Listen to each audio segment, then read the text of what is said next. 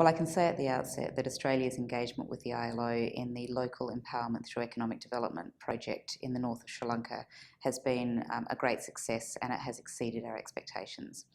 Over the last 5 years, Australia has invested around $100 million in supporting the future stability and prosperity of Sri Lanka, in particular through our support for conflict-affected families and communities in the north of the country.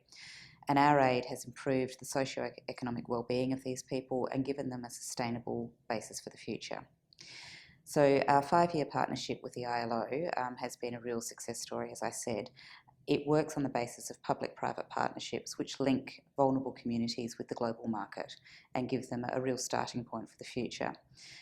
It's been very exciting to visit some of the projects and to see communities which are actively engaged with the export market, for example, to the Middle East and the United States, and that's in papaya growing and spice processing and so forth.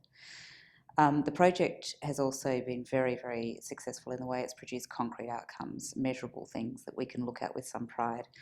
These include the creation of 3,000 new small businesses or self-employment opportunities for men and for women, around about 350 new jobs for people in these communities, and also access to new and higher value markets in areas for people who are involved in rice farming, papaya growing, and other areas of agribusiness such as fisheries.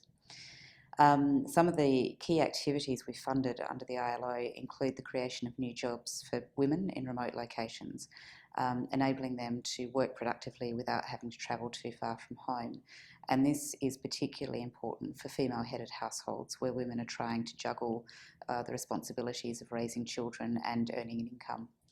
We've also supported a joint venture between a fruit export company which is hooked up with a Colombo-based exporter to the Middle East, and that's been a very successful arrangement. We've also helped Sri Lanka to start the process of getting its international certification for sustainable crab fishing, which is a very important goal for them.